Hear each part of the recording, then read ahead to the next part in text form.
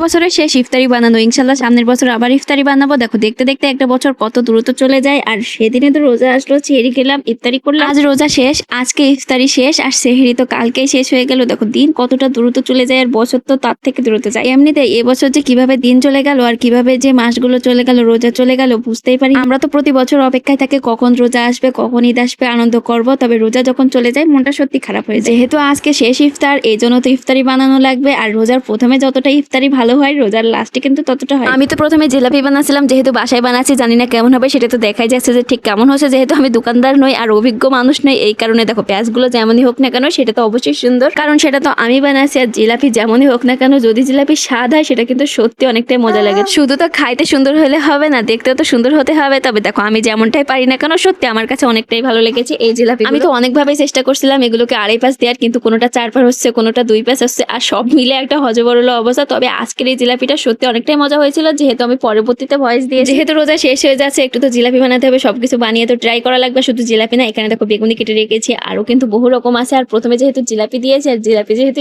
Special, এই কারণে এই ভিডিওটা সবথেকে আমি তো চাচ্ছিলাম যে ভিডিওগুলো আপনারাও যেহেতু দেখেন, সেহেতু দেখতেই পাচ্ছেন যে আমার জিলাপির অবস্থা। যাই হোক, জিলাপি নিয়ে অনেক কথা বললাম। আর কাঠের চুলোয় রান্না করছি, তো ঘরের ভিতরে একটু ধোঁয়াও ছোট চুলা হতেই পারে, কিন্তু এতে যে এত সুন্দরভাবে সবকিছু রান্না করা যায়, আমি তো রান্না না করলে তো বুঝতেই পারি। ইউটিউবে যেন অনেকের ভিডিও দেখি যে কত সুন্দর করে জিলাপি বানাচ্ছে, বেগুনি বানাচ্ছে, কি সুন্দর করে করে ফুলে উঠেছে। আর আমি যখন বানাতে যাই সেটা চুপসে যায়, না হলে তো ভাজাই না, না হলে তো ফুলে ওঠেই না। না মানে আমি যখন বানাই তখনই কেন এমন হয়। আমিও চেষ্টা করি একটু ফুলকো ফুলকো বেগুনি বানানোর, ফুলকো ফুলকো সবকিছুই বানানোর, কিন্তু আমারগুলো সব নেতিয়ে যায়। আর দেখলে মনে হয় কি এগুলোর পেটে কোনো খাবারই নাই, আর এগুলো অপুষ্টিতে ভুগতেছে, আর এদেরকে পোলিও খাওয়ানো। তবে আমি যেমনই বেগুনি বানাই না কেন, আর যেমনই জিলাপি বানাই না কেন, খেতে সত্যি অনেকটাই মজা হয়েছিল। যদি বা একটু সুপ, সে দেখতে যেমন তেমন খেতে মজা। আমার পাশে আম্মু ছিল, আর আম্মু এগুলোকে বারবার তুলে নিছিল, ভেজে নিছিল। না হলে সবকিছু যদি আমার কাছে দিত, আমি তো পুরাই ফেলতাম, নাহলে মাগাই ফেলতাম। আর না হলে তো আমার অবস্থা কি হতো জানি। আমি তো প্রতি ভিডিওতে আরিশার কথা বলি, তবে আরিশা কোথায় আছে। আর আমি এতক্ষণ ধরে ইফতারি বানাচ্ছিলাম, তাহলে আরিশা কি করছে? আসলে আরিশা ঘুমাইছিল, না হলে তো আমার ইফতারি বানানোই হতো না। যেহেতু ঘুম থেকে উঠলে সবসময় আমারই আগে বলতে যে মনে পড়লো, যেহেতু কালকে ঈদ, আর ঈদে কে কি কিনছো? আমার আরিশার তো ঈদের জামা কাপড় সব কেনা হয়ে গেছে। আমি যেহেতু এবার ঈদে কিছুই কিনিনি, তারপরও আমার আব্বু কিছু নিয়ে এসেছে। ঈদে যেমন আনন্দ হয়, তেমনিতে রোজা যখন চলে যায় সত্যি খারাপ লাগে। আসলে বছরের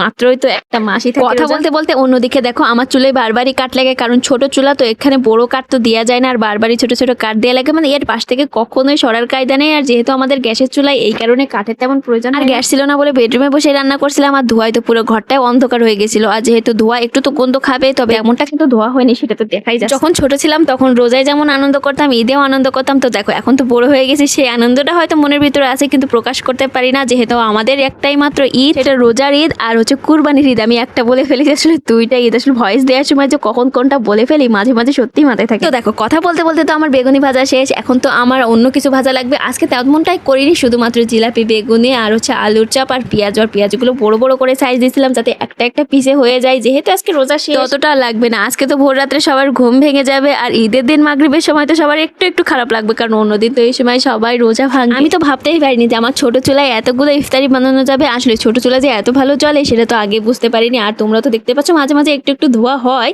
তবে সত্যি ঘরের ভিতরে আতঙ্কে থাকে, কখন না সবাই জেনে যায় যে আমরা ঘরের ভিতরে চুলের ভিতরে রান্না করছি। যেহেতু আমরা ভাড়া বাড়িতে থাকি, আর ভাড়া বাড়িতে তো সবসময় ভয়ে ভয়ে থাকা লাগে, কখন না বাড়িওয়ালা এই বলে, কখন না বাড়িওয়ালা ওই বলে। যেহেতু নিজেদের খুলনা শহরে বাড়ি নেই, এই কারণে তো একটু সমস্যা হতেই হবে। যদিও বা অনেকে ফ্ল্যাট কিনে থাকে, তারপরও কিন্তু এর ভিতরে চুলো জ্বালানো বা ধরানো একদমই উচিত না, কিন্তু কেয়ার করার। একদিকে তো ইফতারির সময় হয়ে গেছে, অন্যদিকে তো গ্যাস নেই। গ্যাস যদি দ্রুত দিয়ে যেত সেটা না হয় অন্য। আর চুলো জ্বালাই দিয়ে যে আমরা চলে গেছি এমনটাও না, সবসময় চুলোর পাশেই ছিলাম যতক্ষণ না চুলো জ্বলছিল। তারপর চুলো যখন বন্ধ করে দিয়ে উঠে যায়। আর ইফতারি যখন বানাচ্ছি, এখানে তো রান্না করছি না, শুধুমাত্র ইফতারি বানাচ্ছি, সাথে সাথে। আর আমাদের ঘরে তো আরিশা ছাড়া ছোট কেউ নেই যে এসে দুষ্টুমি করবে আর এখানে ঝামেলা করবে। আর যেহেতু আগুনের কাছ থেকে সবসময় সতর্ক থাকা উচিত, কারণ বেশিরভাগ এখন তো আগুনের সমস্যাটাই দেখা যাচ্ছে। কথা বলতে বলতে তো আমার ইফতারি একদমই প্রায় শেষ। আর দেখো ইফতারি বানাতে যেমন ভালো লাগে, খাইতে লাগে না একটু টাইমও। আর বানাতে দেখো কতক্ষণ সময় লাগলো, আমার প্রায় 40 থেকে 1 ঘন্টা সময় লাগছে। আর এগুলো শেষ করতে হয়তো 5 মিনিটও লাগবে। যেহেতু ভিডিওর একদমই শেষ পর্যায়ে চলে এসেছি, আর তার আগে দেখো আমি এখানে আলু চপ বানাচ্ছিলাম। আর আলু চপগুলো সত্যি অনেক মজা লাগে। বেশিরভাগ মানুষ হচ্ছে বেগুনের পেঁয়াজু পছন্দ করে, কিন্তু আমার বেশিরভাগ আলুর চপই পছন্দ হয়। মানে বলতে গেলে আলু ভর্তা বেশি ভালো। এখন তো অনেকে বলতে আসবে এটা আবার কেমন ইফতারি, আবার দেখানো লাগে কত মানুষের কত ভালো ভালো হয়তো ইফতারি থাকতেই পারে। কেউ আবার ইফতারিতে শুধু পানি আর মুড়ি খেয়ে ইফতারি করে। আসলে যার যেমন পরিস্থিতি সে তো তেমন পরিস্থিতিতে ইফতার। আল্লাহ যাকে যেভাবে রেখেছে সব মিলে আলহামদুলিল্লাহ। তো যে অবস্থানে থাকুক না কেন, সবসময় আল্লাহর প্রশংসা করে। তো দেখো কথা বলতে বলতে তো অনেকটা এগিয়ে গিয়েছে। আসলে সময় যেমন দ্রুত চলে যায়, আমাদের জীবনটাও তাড়াতাড়ি চলে যায়। দেখো আমিও যখন ছোট ছিলাম আরিশার মতন, আর আজকে দেখো কত বড় আমারও একটা মেয়ে। যাই হোক কথা তো অনেকটাই বলে ফেলেছি, আর আমার ইফতারি বানানো তো প্রায় শেষ। আর আজকে আমি কি কি বানিয়েছি সেটা দেখতে দেখতেই পেলে। তবে আমি আবারও বলছি, আজকে আমি জিলাপি বানিয়েছি, পেঁয়াজও বানিয়েছি, আর আলুর চপ,